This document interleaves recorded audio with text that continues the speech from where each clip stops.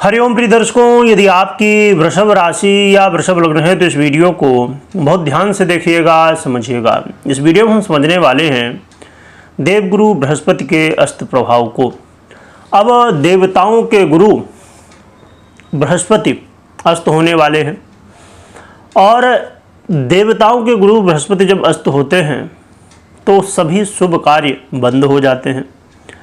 पूजा पाठ, विवाह इत्यादि, ये सभी मुंडन, कंछेदन इत्यादि जो भी शुभ कार्य हैं, जैसे गृह प्रवेश इत्यादि, सभी शुभ कार्य नहीं किए जाते, क्योंकि कोई भी शुभ कार्य करेंगे तो उसमें देवगुरु बृहस्पति का बल बड़ा महत्वपूर्ण होता है। और ग्रहों में सबसे शुभ ग्रह देवगुरु बृहस्पति ही कहलाते हैं। इसीलिए इनका अस्त होने का मतलब है, ये गुरु तारा ये अस्त जो होने जा रहा है, ये इसे समझना बड़ा महत्वपूर्ण है। क्योंकि देखा जाए तो हमारे जीवन में जो कारक तत्व बहुत ही महत्वपूर्ण है, उनका आधिपत्य इन्हीं के पास है। हर एक ग्रह के पास बड़े ही महत्वपूर्ण कारक तत्व हैं, परंतु उनमें से कुछ ऐसे ग्रह हैं जिनके पास बहुत महत्वपूर्ण कारक तत्व हैं।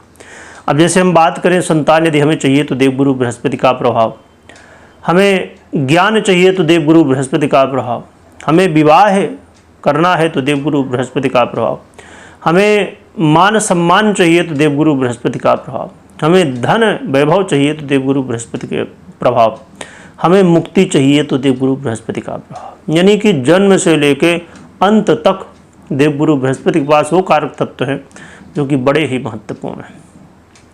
हमें ऊंचाई में जाना है, हमें अपने जीवन में एक बड़ा लक्ष्य तय करना है, वहाँ पर देवगुरु बृहस्पति का प्रभाव। तो देवगुरु बृहस्पति हमारे जीवन में बहुत ही महत्वपूर्ण कारक तत्व इनके पास प्राप्त हैं। इसीलिए जब ये अस्त हो रहे हैं तो क्या कैसे प्रभाव देंगे।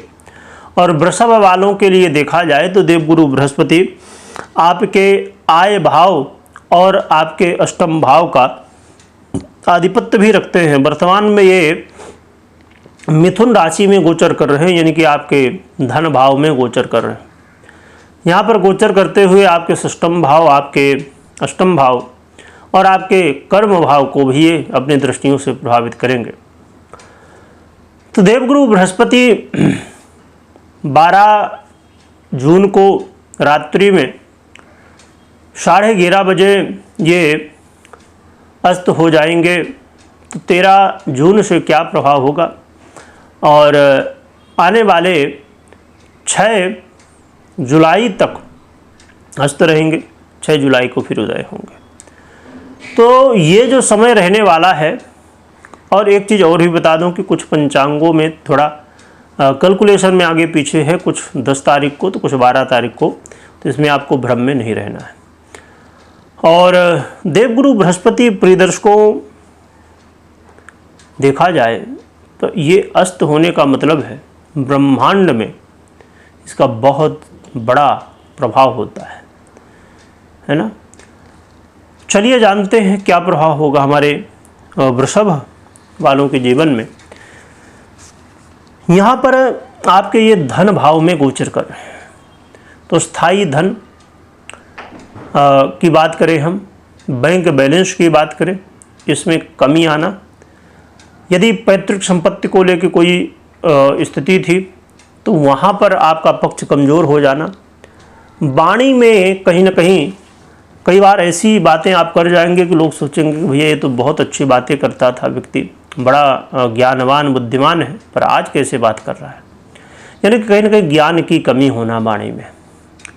क्योंकि जब कोई व्यक्ति ज्ञान की बात करे तो लोग सुनते ही रह जाते हैं, परंतु कोई ऐसी बात करे कि भैया 2 सेकंड में लगता रहे चलो इसका क्या सुनेंगे।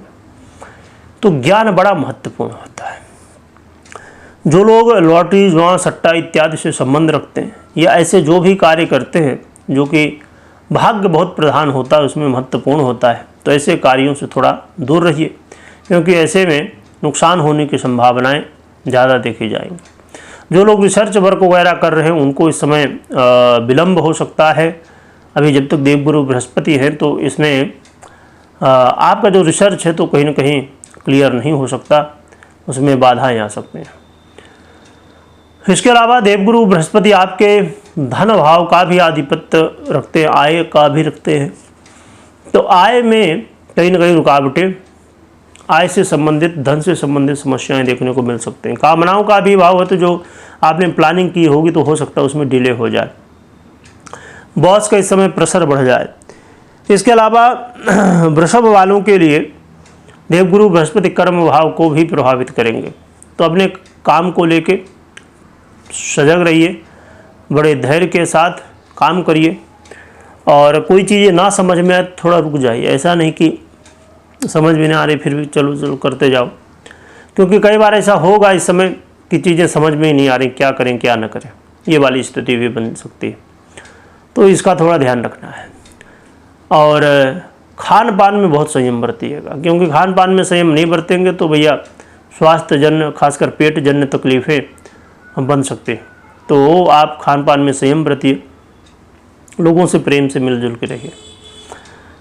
और देवगुरु बृहस्पति का जो प्रभाव है सबसे ज़्यादा, जैसे हमने समझा कि वाणी में होगा, तो वाणी में बहुत संयम बरतिएगा। वाणी आपकी एक कहना चाहिए कि सबसे बड़ा यदि कोई अस्त्र है तो वाणी है। इससे हम जो चाहें तो अच्छा कर डालें या बुरा कर डालें। यही वाणी से हम भगवान का भी नाम ले सकते हैं, और इसी वाणी से हम कोई दुष्ट का भी नाम ले सकते हैं, राक्षस का भी नाम ले सकते हैं। इसी वाणी से हम किसी का सम्मान भी कर सकते हैं, इसी वाणी से हम किसी का अपमान भी कर सकते हैं। तो ये वाणी बड़ी महत्वपूर्ण है। वाणी से दुश्मनी भी होती, प्रेम भी होता है। तो इस वाणी को इस समय बहुत संयमित होके इस्तेमाल करना है। तो इन बातों का ध्यान रखिएगा। देवगुरु बृहस्पति अब अस्त हो रहे हैं कुछ समय के लिए, और यहाँ पर बड़ी बात यह है, ब्रह्मांड में संकट के बादल क्यों छाएंगे? क्योंकि स्वयं देवगुरु बृहस्पति का अस्त हो जाना, और आप मंगल को देख ही रहे हैं। अभी इसके पहले सीरीज यदि आपने नहीं देखी मंगल की, तो मंगल अपना परिवर्तन तो कर लिए, बहुत अच्छी बात है, परंतु कई सारे इसमें योग हैं, स्थितियां हैं, उनका प्रभाव।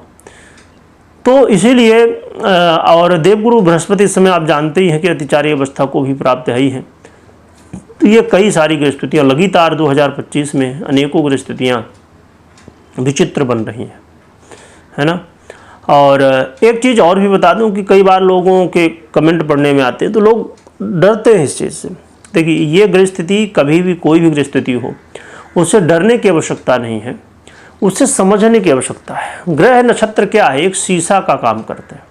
जैसे हम शीशा में अपना चेहरा देखते हैं तो हमारा चेहरा समझ में आता है। इसी तरह कि आगे आने वाले समय में क्या हो सकता है, क्या सावधानी हमें रखनी है, ना कि हम डरें। हमें मालूम है कि भैया आगे रास्ता में गड्ढा है, तुम दूसरे रास्ते से निकल जाएंगे। तो बस यही काम ज्योतिष करता है, यही ग्रह नक्षत्र करते हैं, आपको सूचित करते हैं कि आगे क्या हो सकता है। तो हमें सतर्क हो जाना चाहिए, ना कि डरने की आवश्यकता है।